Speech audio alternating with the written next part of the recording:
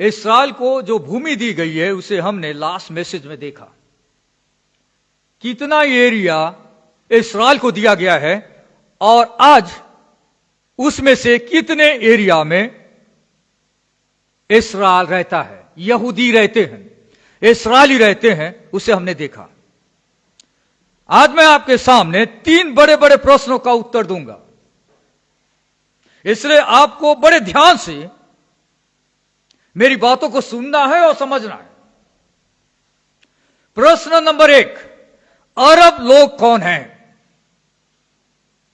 प्रश्न नंबर 2, क्यों यहूदी और अरब लोग एक दूसरे से बैर रखते हैं? नंबर 3, क्या मसीहियों को इस्राएल का सपोर्ट करना चाहिए? 3 बड़े प्रश्न का उत्तर आज मैं आपको दूंगा। नंबर 1, अरब लोग कौन है? नंबर 2, क्यों यहूदी और अरब लोग एक दूसरे से बैर रखते हैं? नंबर 3, क्या मसीहियों को इस्राएल का समर्थन करना चाहिए? प्रश्न नंबर 1, अरब लोग कौन है? दूसरे शब्दों में किसके वंशज हैं? यह कहां से आए? जो उस क्षेत्र में बसे हुए लोग कहां से आए? इस समय आपको इतिहास समझाना चाहूंगा। अगर मैं एक लाइन में आपको उत्तर दूं तो मैं कह सकता हूं कि अब्राहम के पुत्र इस्माइल के वंशज अरब कहलाते हैं। ध्यान से सुनिएगा, अब्राहम का एक पुत्र था जिसका नाम था इस्माइल, और इस्माइल के वंशज अरब कहलाते हैं। अब्राहम का पुत्र इसहाक, प्रतिज्ञा का पुत्र, उसके वंशज यहूदी कहलाते हैं। आज मैं आपको बाइबल में वर्णित उन घटनाओं को समझाने का प्रयास करूंगा कि कैसे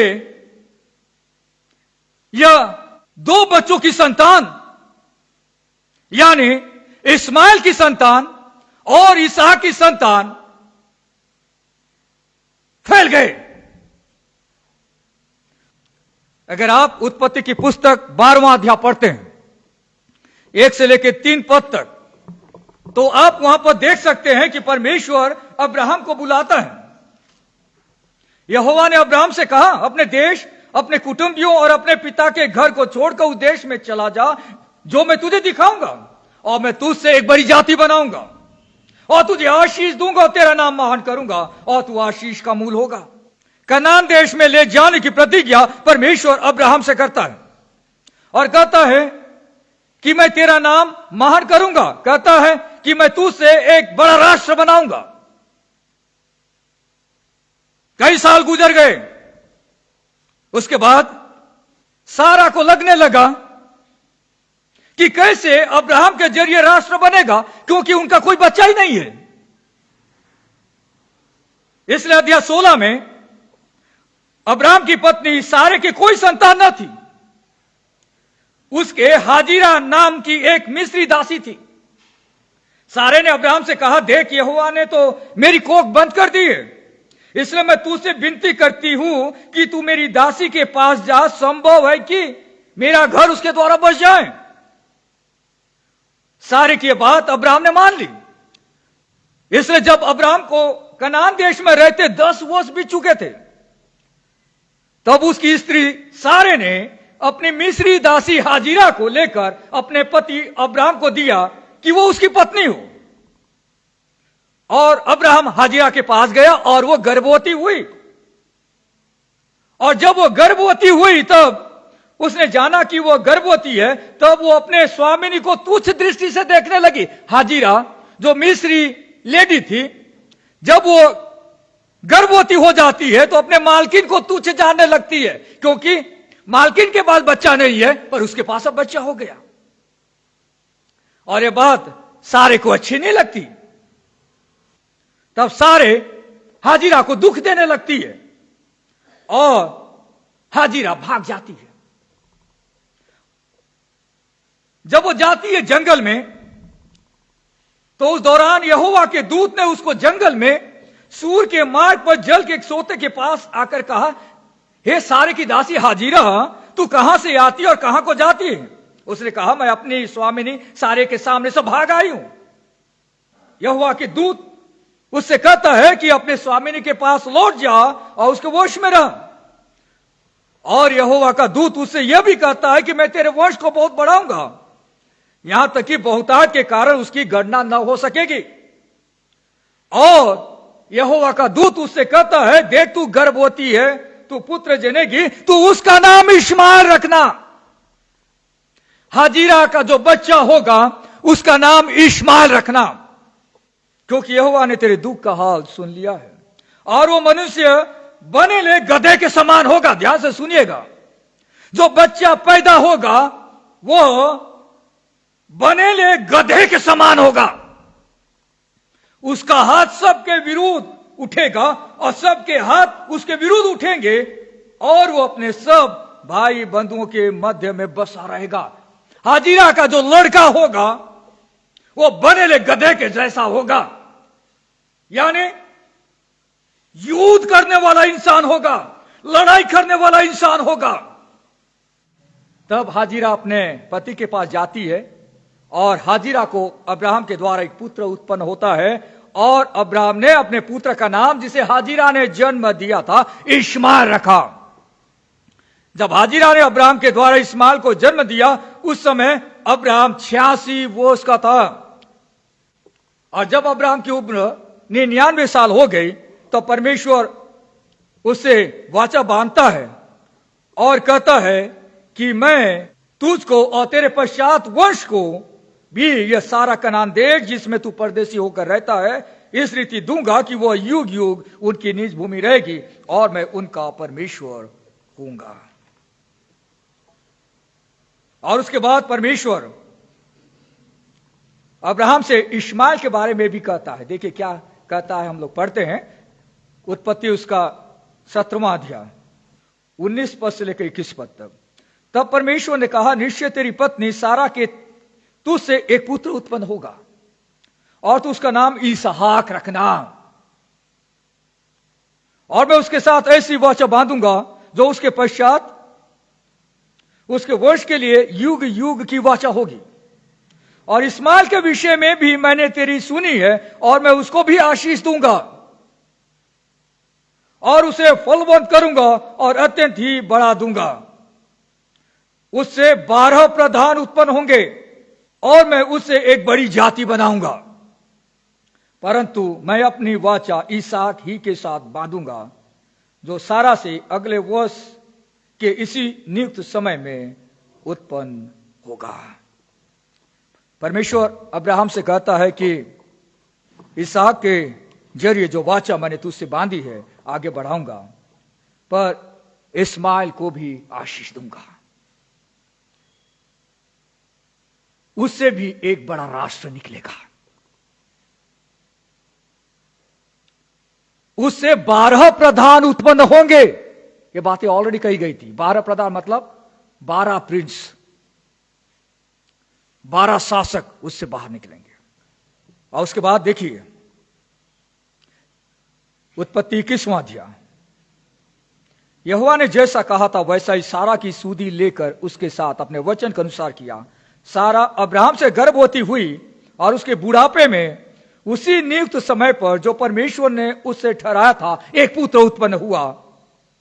अब्राहम ने अपने उस पुत्र का नाम जो सारा से उत्पन्न हुआ था इसहाक रखा। जब उसका पुत्र इसहाक 8 दिन का हुआ, तब उसने परमेश्वर की आज्ञा के अनुसार उसका खतना किया। जब अब्राहम का पुत्र इसहाक उत्पन्न हुआ, तब अब्राहम 100 वर्ष का था। यानी जब अब्राहम की उम्र 100 वर्ष की हुई, तब उसे बच्चा हुआ जिसका नाम है इसहाक। अब दोनों बच्चे एक साथ बढ़ने लगे। हाजिरा का बेटा इश्माएल और सारा का बच्चा इसहाक। इसहाक छोटा था, पर जब आप पढ़ेंगे 21वां अध्याय 8 पद से लेकर आगे में, तब आप देखेंगे कि इस्माइल का व्यवहार इसहाक के प्रति ठीक नहीं था। वह लड़का बड़ा और उसका दूध छुड़ाया गया, और इसहाक के दूध छुड़ाने के दिन अब्राहम ने बड़ा भोज किया। तब सारा को मिस्री हाजिरा का पुत्र जो अब्राहम से उत्पन्न हुआ था हंसी करता हुआ दिखाई पड़ा। इस कारण उसने अब्राहम से कहा, इस दासी को पुत्र समेत निकाल दे, क्योंकि इस दासी का पुत्र मेरे पुत्र इसहाक के साथ भागी नहीं होगा।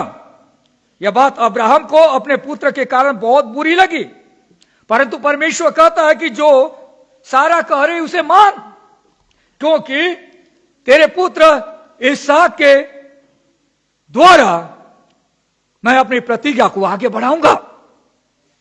21:14 इसलिए अब्राहम ने सवेरे तड़के उठकर रोटी और पानी से भरी चमड़े की थैली भी हाजिरा को दी और उसके कंधे पर रखी, और उसके लड़के को भी उसे देकर उसको विदा किया। वो चली गई और बेरशेबा के जंगल में भटकने लगी। बेरशेबा का जंगल। और जब थैली का जल समाप्त हो गया तब उसने लड़के को एक झाड़ी के नीचे छोड़ दिया, और आप उसे तीर भर के टप्पे पर दूर जाकर उसके सामने सोचकर बैठ गई, मुझको लड़के की मृत्यु देखनी न पड़े। तब वो उसके सामने बैठी हुई चिल्ला चिल्ला के रोने लगी। तब परमेश्वर ने उस लड़के की सुनी, और उसके दूत ने स्वर्ग से हाजिरा को पुकार के कहा, हे हाजिरा, तुझे क्या हुआ? मत डर, क्योंकि जहां तेरा लड़का है वहां से उसकी आवाज परमेश्वर को सुन पड़ी है। और दूत उससे कहता, उठ, अपने लड़के को उठा और अपने हाथ से संभाल, क्योंकि मैं उसके द्वारा एक बड़ी जाति बनाऊंगा। तब परमेश्वर ने उसकी आंखें खोल दी और उसको एक कुआं दिखाई पड़ा। तब उसने जाकर थैली को जल से भरकर लड़के को पिलाया, और परमेश्वर उस लड़के के साथ रहा। और जब वो बड़ा हुआ तब जंगल में रहते रहते धनुर्धारी बन गया। वो लड़का इस्माइल जंगल में रहते रहते धनुर्धारी बन गया। वो पारान नामक जंगल में रहा करता था, और उसकी माता ने उसके लिए मिस्र देश से एक स्त्री मंगवाई। यहां पर लिखा है कि वो पारान नामक जंगल में रहा करता था। यहां से शुरुआत होता है अरब क्षेत्र की। यह लड़का वहीं रहने लगा, और यहां पर लिखा है कि उसने मिस्री लड़की से शादी करी, और उसके 12 बच्चे हुए। टोटल 12 बच्चे और एक लड़की। टोटल 12 बच्चे और एक लड़की, जिसका जिक्र उत्पत्ति 25वां अध्याय 13 से 15 में हमें देखने को मिलता है। इस परिवार से, यानी इस्माइल के द्वारा, इस्माइल के जो 12 पुत्र हुए उसके द्वारा इस परिवार से अरब लोग, अरब देश आए, जो आज अरब क्षेत्र में पाए जाते हैं। अरब शब्द मूल रूप से इस्लाम धर्म फैलने के पूर्व अरब प्रायद्वीप में रहने वाले नोमाडिक लोगों के लिए, नोमाडिक मतलब जो भ्रमण करने वाले लोग होते हैं, इस्तेमाल में आता था। नोमाडिक लोग किसको बोलते हैं? नोमाडिक यानी जो हमेशा भ्रमण करते रहते हैं। कई बार आप देखेंगे शहर में रोड के किनारे कुछ लोग टेंट बना के रहते हैं, कुछ दवाइयां बेचते हैं। उन्हें नोमाड कहा जाता है, उन्हें नोमाडिक लोग कहा जाता है। यानी वे 15 दिन वहां पे रहेंगे, 1 महीने रहेंगे, उसके बाद वे पूरा सामान उठाएंगे और किसी दूसरे गांव में, दूसरे शहर में जाएंगे, वहां 10-15 दिन रहेंगे, फिर वहां से उठाएंगे, तीसरे जगह में रहते हैं। यानी ये भ्रमण करने वाले लोग हैं, घुमंतु लोग हैं, खाना बदोश लोग हैं, इन्हें कहा जाता है। तो अरब शब्द उन लोगों के लिए इस्तेमाल में आया है जो घूमने वाले लोग हैं,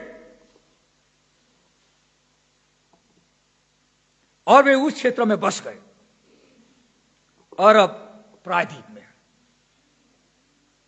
आज ये शब्द राजनीतिक रूप में कई सारे देशों के समूह के रूप में इस्तेमाल में आता है। आज कुल 22 अरब देश है। अरब या अरब प्रायद्वीप यह एक बड़ा एरिया है, और अरब लोगों का होमलैंड है, यानी इस्माइल के वंशज का होमलैंड अरब एरिया है। जिस अरब क्षेत्र की मैं आपको बात कर रहा हूं, उस क्षेत्र में इस्माइल के वंशज सेटल हो गए। आज उस क्षेत्र में, यानी अरब या अरब प्रायद्वीप में टोटल 7 कंट्रीज पाए जाते हैं। एक है सऊदी अरब, दूसरा येमेन, तीसरा ओमान, चौथा बहरीन, पांचवा कुवैत, छठवां कतार, सातवां यूएई, संयुक्त अरब अमीरात। ये 7 देश उस क्षेत्र में आज पाए जाते हैं।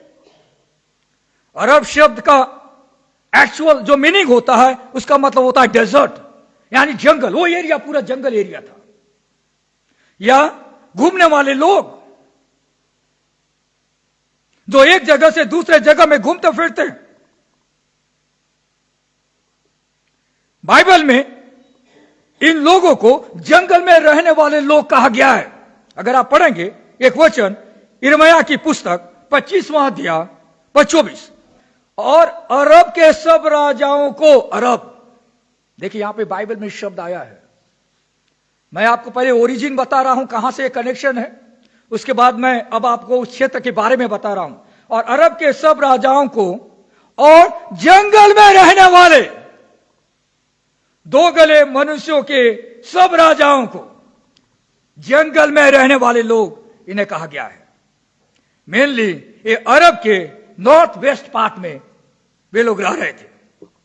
बाइबल में इन लोगों को पूर्वी लोग भी कहा गया है, यानी अरब लोगों के लिए एक और शब्द इस्तेमाल में आया है, द पीपल ऑफ ईस्ट, पूर्वी लोग। अगर आप पढ़ेंगे न्यायों की पुस्तक, देखिए पढ़ते हैं 6वां अध्याय 3, जब जब इस्राएली बीज बोते तब तब मिद्यानी और अमालेकी और पूर्वी लोग। आम इंसान जब बाइबल को पढ़ेगा तो उसे समझ में नहीं आएगा ये पूर्वी लोग कौन है, क्योंकि उसे इतिहास की जानकारी नहीं है। पर यहां पे जो पूर्वी लोग हैं वे अरब लोग हैं, उनके लिए इस्तेमाल में आया है। मिद्यानी, अमालेकी और पूर्वी लोग उनके विरुद्ध चढ़ाई करते थे जब न्यायी लोग राज करते थे उस दौरान, तो उनका भी जिक्र यहां पर आया है। और वे लोग टेंट में रहा करते थे, तंबू बनाकर रहा करते थे। इनके लिए एक और नाम इस्तेमाल में आया है, इस्माइलाइट। जब आप उत्पत्ति की पुस्तक पढ़ते हैं 37वां अध्याय, देखिए उत्पत्ति 37, शुरू से ही इनका उल्लेख है बाइबल में। उत्पत्ति 37 उसका पद 25। यह उस समय की बात है जब यूसुफ अपने भाइयों को खाना पहुंचाने के लिए गया था। तब उसके भाई लोग उसे एक बड़े गड्ढे में डाल देते हैं, और वहां पर कुछ लोग आगे जा रहे थे जो बिजनेस किया करते थे। देखिए यहां पर लिखा है, तब वे रोटी खाने बैठे और आंखें उठाकर क्या देखा कि इस्माइलियों का एक दल ऊंटों पर सुगंध द्रव्य, बलसान, गंधरस लादे हुए गिलास से मिस्र को चला जा रहा है। तब वे लोग उसे बेच देते हैं, और वो लोग यूसुफ को ले जाकर मिस्र में बेच देते हैं। यानी ये लोग बिजनेस करने वाले लोग थे। उत्पत्ति अध्याय 10 अलग अलग राष्ट्र दुनिया के अलग अलग हिस्सों में कैसे बस गए उसका पूरा डिटेल जानकारी वहां पर देता है। और वहां पर उस टेबल में हम देखते हैं कि कैसे ये जो लोग थे अरब लोग किस क्षेत्र में बस गए। नूह के 3 पुत्र थे, शेम, हाम, एपेत। दुनिया के अलग अलग हिस्सों में उनके वंशज आज सेटल हुए हैं। मैं आपको यह बताना चाह रहा हूं कि जिस क्षेत्र में आज अरब के लोग रहते हैं वो क्षेत्र इस्माइल का वंशज है, जिसका रिकॉर्ड उत्पत्ति की पुस्तक अध्याय 10 में हमें दिया गया है। अरब लोगों के लिए एक और शब्द जो सामान्यतः इस्तेमाल किया जाता है वो है इस्माइली, इंग्लिश में इस्माइलाइट। और आपको मालूम होगा कि मूसा मिस्र में एक व्यक्ति की हत्या करके मिद्यान देश भाग जाता है और वहां पे उसकी शादी होती है। मिद्यान भी सब अरब क्षेत्र में आता है जहां पे वो भाग जाता है, जिसे मिद्यानाइट अरब कहा जाता है। अब्राहम के पुत्र इस्माइल के वंशज अरब कहलाते हैं, ईसा के वंशज इस्राएली या यहूदी कहलाते हैं। अब क्वेश्चन नंबर 2, क्यों यहूदी और अरब लोग या अरब देश एक दूसरे से बैर रखते हैं? एक और बात हमें ध्यान रखना वो ये है कि सारे अरब मुस्लिम नहीं है। हां, यह जरूर है कि अरब में अधिकांश लोग मुस्लिम हैं, पर सारे अरब मुस्लिम नहीं है और सारे मुस्लिम भी अरब नहीं है। मेजॉरिटी जो है वो मुस्लिम है अरब में जो लोग रहते हैं। जब परमेश्वर की प्रजा मिस्र देश की गुलामी से आजाद होकर कनान देश जा रही थी, तो रास्ते में हम एक जगह पढ़ते हैं गिनती की पुस्तक 22वां अध्याय में, जहां पर मिद्यानी लोग उनका रास्ता रोकना चाह रहे थे। आइए शुरुआती कुछ पद को पढ़ते हैं जिससे कि आपको समझ में आए। गिनती उसका 22वां अध्याय। तब इस्राएलियों ने कूच करके यरीहो के पास यरदन नदी के इस पार मुआब के अराबा में डेरे खड़े किए। सिपोर के पुत्र बालक ने देखा कि इस्राएल ने एमोरियों से क्या किया है, इसलिए मुआब यह जानकर कि इस्राएली बहुत है उन लोगों से अत्यंत डर गया। यहां तक कि मुआब इस्राएलियों के कारण अत्यंत व्याकुल हुआ। तब मुआबियों ने मिद्यानी पुरनियों से कहा, अब वो दल हमारे चारों ओर के सब लोगों को ऐसा चट कर जाएगा जिस तरह बैल खेत की हरी घास को चट जाता है। उस समय सिपोर का पुत्र बालक मुआब का राजा था। और हम जानते हैं यहां पे मिद्यानी लोगों से वे संपर्क साधते हैं कि इनको रोका जाए, इस्राएलियों को बीच रास्ते में रोका जाए जिससे कि वे कनान देश में ना जाएं। और मिद्यानी लोगों को कांटेक्ट करता है। मिद्यानी कौन? अरब लोग, अरब लोगों को कांटेक्ट करता है। तब उसके बाद वे बिलाम को बुलाते हैं कि इस्राएली प्रजा को श्राप दे। मैं आपको पिछले सरमन में समझा रहा था कि जब पर्शिया वर्ल्ड पावर बना 539 बीसी में, उसके बाद उसने इस्राएलियों को अपने देश जाने की अनुमति दी। और नहमाया भी एक लीडर था जिसके साथ कई सारे लोग यहूदा वापस लौटे थे। और नहमाया ने यरूशलेम की शहर पनाह को बनाने का बीड़ा उठाया था। और उस दौरान हमें एक अरबी व्यक्ति की जानकारी मिलती है जो हमें नहमाया की पुस्तक उसका 2 अध्याय पद 19 में देखने को मिलता है। देखिए पढ़ते हैं, 17 पद से हम आगे पढ़ते हैं। तब मैंने उनसे कहा, तुम आप देखते हो कि हम कैसी दुर्दशा में हैं कि यरूशलेम उजाड़ पड़ा है और उसके फाटक जले हुए हैं। आओ हम यरूशलेम की शहरपनाह को बनाएं, वॉल ऑफ जेरूशलेम को बनाएं, कि भविष्य में हमारी नाम धराई न रहे। फिर मैंने उनको बतलाया कि मेरे परमेश्वर की कृपा दृष्टि मुझ पर कैसी हुई और राजा ने मुझसे क्या क्या बातें की। तब उन्होंने कहा, आओ हम कमर बांधकर बनाने लगे। और उन्होंने इस भले काम को करने के लिए हियाव बांधा। यह सुनकर होरोनी संबलत और तोबिया नामक कर्मचारी जो अमोनी था और गेशेम नामक एक अरबी, देखिए यहां पे एक शब्द आया है अरबी, यानी जब नहमाया शहर बना रहा था तो उसके विरोध में एक अरबी यानी अरब व्यक्ति विरोध करने लगा। गेशेम नामक एक अरबी हमें ठट्टों में उड़ाने लगे और हमें तुच्छ जानकर कहने लगे, ये तुम क्या करते हो? क्या तुम राजा के विरुद्ध बलवा करोगे? यानी जब हम बाइबल में पढ़ते हैं तो हम जानते हैं कि किस प्रकार ये लोग यहूदी लोगों का विरोध करते थे। पहली बात मैंने आपसे कहा कि इस्माइल के बारे में बताया गया था कि वो बड़ा बनकर बनेले गधे के जैसा होगा और वो लोगों से लड़ाई करेगा। इसलिए ईसा के वंशज और इस्माइल के वंशज आज आपस में एनिमोसिटी के साथ रहते हैं, बैर भाव के साथ रहते हैं। नंबर 2, अरब लोगों का इस्लाम धर्म अपनाना, यह भी एक बहुत बड़ा कारण है। यह भी एक बहुत बड़ा कारण है। 6वीं शताब्दी के बाद इस्लाम धर्म का विस्तार हुआ और इसलिए आज अरब क्षेत्र में अधिकांश मुस्लिम लोग पाए जाते हैं। उसके कारण में बैर और ज्यादा बढ़ गया। मुस्लिम यहूदियों को पसंद नहीं करते।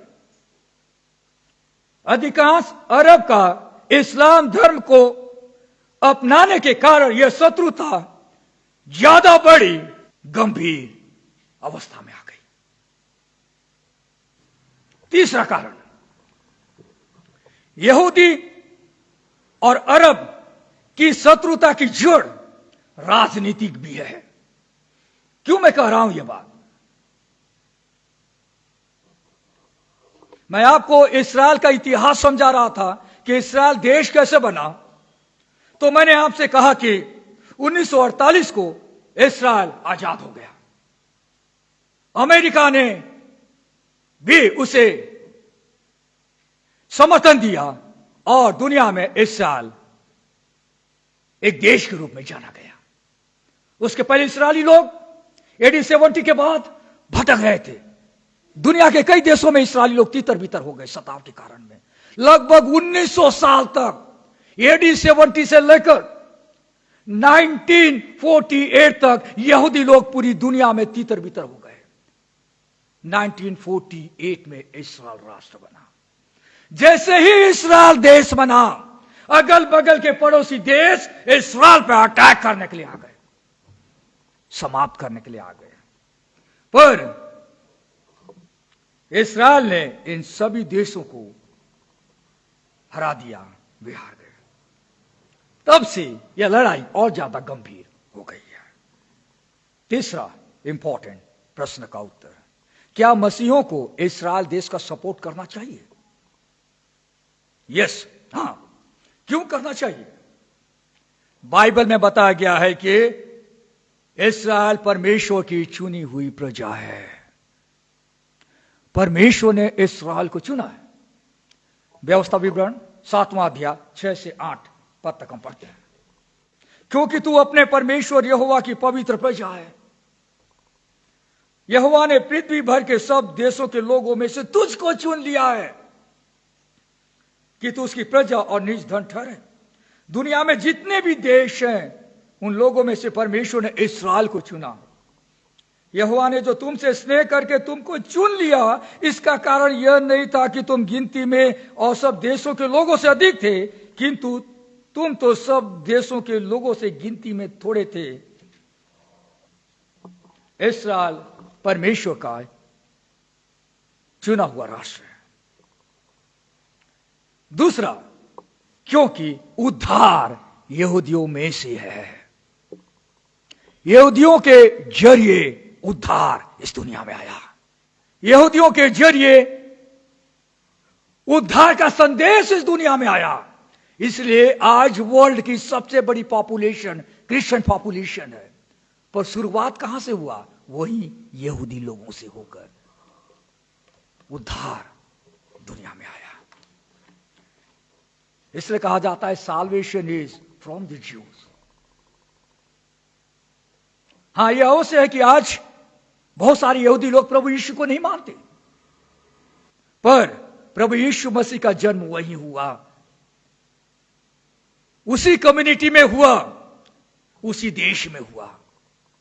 इसलिए कहा जाता है उद्धार यहूदियों में से आया। उद्धार यहूदियों में से आया, और जिसके कारण आज दुनिया में प्रभु को मानने वाले लोग पाए जाते हैं। नंबर 3, क्यों हम इस्राएल का समर्थन करें? अब्राहम के साथ बांधी गई वाचा के कारण में। परमेश्वर ने अब्राहम के साथ वाचा बांधी थी, जिसका जिक्र उत्पत्ति की पुस्तक 12वां अध्याय 2 और 3 पद में हमें देखने को मिलता है।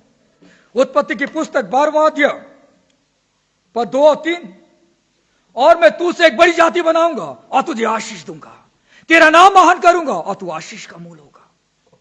जो तुझे आशीर्वाद दे उन्हें मैं आशीष दूंगा, और जो तुझे कोसे उसे मैं शाप दूंगा, और भूमंडल के सारे कुल तेरे द्वारा आशीष पाएंगे। सारी दुनिया के लोग उसी के जरिए आज आशीष को पा रहे हैं। पूरी दुनिया, पूरी दुनिया। लोग कहते हैं कि आज अमेरिका इतना पावरफुल कंट्री क्यों है? आज अमेरिका वर्ल्ड का सुपर पावर क्यों है? अमेरिका में इतनी खासियत क्या है जिससे हर देश उससे डरता है? बड़े बड़े बाइबल के जानकार इस बात को जानते हैं और समझते हैं। अमेरिका वो देश है जो हमेशा इस्राएल के साथ खड़ा होता है। अमेरिका वो देश है जो हमेशा इस्राएल के साथ खड़ा होता है। और बाइबल की यह प्रतिज्ञा जो उत्पत्ति 12वां अध्याय में बताई गई है कि जो तुझे आशीष दे मैं उसे आशीष दूंगा। आज अमेरिका के लोग इस्राएली लोगों के लिए एक आशीष का कारण बने हैं, इसलिए परमेश्वर की अपरंपार आशीष अमेरिका पर आया हुआ है। आज जो भी देश इस्राएल के साथ खड़ा है, चाहे वो अमेरिका हो या और भी कई सारे क्रिश्चियन कंट्रीज जो इस्राएल के साथ खड़े हैं, वे सारे डेवलप कंट्रीज हैं वर्ल्ड के, जिन्हें विकसित राष्ट्र कहा जाता है। और भारतीय लोग उन देशों में जाकर बसना चाहते हैं। चौथी बात, मसीहों को इस्राएल के अस्तित्व के अधिकार का समर्थन करना चाहिए। आज इस्राएल अपने अस्तित्व की लड़ाई लड़ रहा है, उसका हमें समर्थन करना चाहिए। और हर एक ऐसे संगठन, आतंकवादी गुट, देश जो इस्राएल को मिटाना चाह रहा है, उसका खंडन करना चाहिए। यह जरूरी नहीं कि हमें इस्राएल के हर मेथड तरीके का सपोर्ट करें जो वो पड़ोसी देशों या अरब देशों के साथ संबंध के लिए अपनाता है। कोई जरूरी नहीं कि हम उनकी हर प्लानिंग को सपोर्ट करें, यानी हर मेथड को सपोर्ट करें जो अपने पड़ोसी देशों के लिए भी अपना रहे हैं। पर यह बात जरूरी है कि हम उनके अस्तित्व के अधिकार का समर्थन करें। आज आतंकवादी गुट इस्राएल का अस्तित्व मिटाना चाह रहे हैं, पर इस्राएल का अस्तित्व नहीं मिट सकता। हमें इस्राएल के अस्तित्व के अधिकार का समर्थन करना चाहिए। कई सारे आतंकी जो संगठन है, उनका मेन पर्पस है इस्राएल को समाप्त करना। मैंने आज आपके सामने 3 बड़े बड़े प्रश्नों का उत्तर दिया। मैसेज थोड़ा सा लंबा हो गया। 3 बड़े बड़े पॉइंट्स को आज मैंने आपको समझाने का प्रयास किया। अरब लोग कौन है, क्यों यहूदी और अरब लोग एक दूसरे से बैर रखते हैं, क्या मसीहों को इस्राएल का सपोर्ट करना चाहिए। इस मैसेज के द्वारा हम क्या सीख सकते हैं? पहली बात, परमेश्वर की प्रतिज्ञाओं पर हमें विश्वास रखना चाहिए। जो प्रतिज्ञा परमेश्वर ने हमारे साथ की है, उसके पूरा होने की प्रतीक्षा हमें करनी चाहिए। जो बातें प्रभु ने कहा है कि वो हमें देगा, उसका हमें इंतजार करना चाहिए। उसकी प्रतिज्ञाओं पर विश्वास करना चाहिए। अगर डिले हुआ, समय पे नहीं मिला, तो हमें अपने खुद के नए प्लान को क्रिएट करने की जरूरत नहीं है। परमेश्वर ने अब्राहम से कहा कि मैं तेरे द्वारा एक राष्ट्र बनाऊंगा। उसकी पत्नी सारे सोचने लगी, हां, परमेश्वर ने बोला तो है कि तू एक महाराष्ट्र बनेगा, पर हमारे पास तो कोई बच्चा ही नहीं है। बच्चा नहीं तो राष्ट्र कैसे बनेगा? सारे के दिमाग में अपनी खुद की प्लानिंग आई। वो सोचने लगी कि मेरी जो दासी हाजिरा, उसको मैं अपने पति को दे देती हूं, वो उसकी पत्नी बन जाएगी, उसका बच्चा होगा, और उसके बाद इसके जरिए राष्ट्र बनेगा। खुद का प्लानिंग उसने किया, पर आगे जाके वो प्लानिंग बहुत नुकसानदायक हुआ। मेरे प्रियो, आज का मैसेज मुझे और आपको बताना चाहता है कि परमेश्वर की प्रतिज्ञाओं पर विश्वास करना, भरोसा रखना हमें सीखना है और उसके समय का इंतजार करना है। अपनी प्लानिंग नहीं करनी है। अरे परमेश्वर से मैं लंबे समय से प्रार्थना कर रहा हूं, परमेश्वर ने कहा था कि वो मुझे देगा, परमेश्वर ने यह प्रतिज्ञा मेरे लाइफ में की थी, परमेश्वर अपने वचन में लिखा है। पर अरे 2 साल निकल गया, 3 साल निकल गया, 10 साल निकल गया, कुछ नहीं हो रहा है मेरे लाइफ में। शायद परमेश्वर भूल गया क्या? शायद परमेश्वर को याद नहीं है क्या? अरे समय निकलता जा रहा है, प्रभु को मालूम नहीं है, मुझे बहुत जल्दी चाहिए। इसलिए मैं एक काम करता हूं, मैं एक नया तरीका अपनाता हूं, और मैं उस चीज को पाने की कोशिश करूंगा। यहां पे गड़बड़ा जाता है। आज उसका रिजल्ट अभी भी हम लोग देख रहे हैं। इश्माइल का वंशज और इसहाक का वंशज आज भी आपस में लड़ रहे हैं। दूसरी बात, हमें इस्राएल राष्ट्र के लिए प्रार्थना करना है कि इस्राएल राष्ट्र प्रभु यीशु को अपना मसीह और उद्धारकर्ता के रूप में जाने। आज इस्राएली जो लोग हैं, अधिकांश इस्राएली लोग प्रभु यीशु को अपने उद्धारकर्ता के रूप में नहीं जानते। जब यीशु मसीह आया था तब भी बहुत सारे लोगों ने यीशु को रिजेक्ट किया था। आज बहुत सारे मसीह लोग इस्राएल जाते हैं जगह देखने के लिए, होली साइट को देखने के लिए। होली लैंड कहा जाता है इस्राएल को। पर इस्राएल की एक बहुत बड़ी आबादी प्रभु यीशु को नहीं जानती। मसीह लोग जाके आ जाते हैं, जगह देखकर आ जाते हैं, पर वहां रहने वाले यहूदी लोग, बहुत सारे लोग प्रभु यीशु को नहीं जानते। हमें इस्राएल देश के लिए प्रार्थना करना है, यहूदी लोगों के लिए प्रार्थना करना है कि वे प्रभु यीशु को जान सकें। तीसरा, हमें अरब लोगों के लिए भी प्रार्थना करना है। अरब देश में रहने वाले लोगों के लिए, हमारे भाई और बहन जो अरब देश में रहते हैं, हमारे मुसलमान भाई और बहन जो अरब देश में रहते हैं, वे उद्धारकर्ता प्रभु यीशु मसीह को जान सके, उसके लिए हमें प्रार्थना करने की आवश्यकता है। जो आशीष परमेश्वर ने अब्राहम को दिया और जिस प्रतिज्ञा को उसने अब्राहम को दी थी, उसके तहत आज हम आशीष को पा रहे हैं। आज हम आशीष को पा रहे हैं, पूरी दुनिया आशीष को पा रही है। तो वैसे ही अरब में रहने वाले लोग भी प्रभु यीशु को जान जाएं और बहुत सारे लोग अब्राहम को दी गई प्रतिज्ञा को समझ सके और उस आशीष के भागीदार बन सके। जब आज दुनिया का कोई भी इंसान परमेश्वर पर विश्वास करता है तो परमेश्वर उसे धर्मी डिक्लेयर करते हैं, धर्मी ठहराते हैं। मैं और आप अब्राहम की संतान बनते हैं, ट्रू चिल्ड्रन ऑफ अब्राहम बनते हैं जब हम यीशु पे विश्वास करते हैं। और अब्राहम के साथ बांधी गई वाचा की सारी आशीषें आज दुनिया भर में हर विश्वासी को मिल रहा है। एक पद मैं पढ़ना चाहूंगा, गलतियों की पत्री उसका 3रा अध्याय 7 से लेकर 9 पद तक। अतः ये जान लो कि जो विश्वास करने वाले हैं वे ही अब्राहम की संतान है। और पवित्र शास्त्र ने पहले ही से जानकर कि परमेश्वर ने जातियों को विश्वास से धर्मी ठहराएगा, पहले ही से अब्राहम को यह सुसमाचार सुना दिया कि तुझ में सब जातियां आशीष पाएगी। इसलिए जो विश्वास करने वाले हैं वे विश्वासी अब्राहम के साथ आशीष पाते हैं।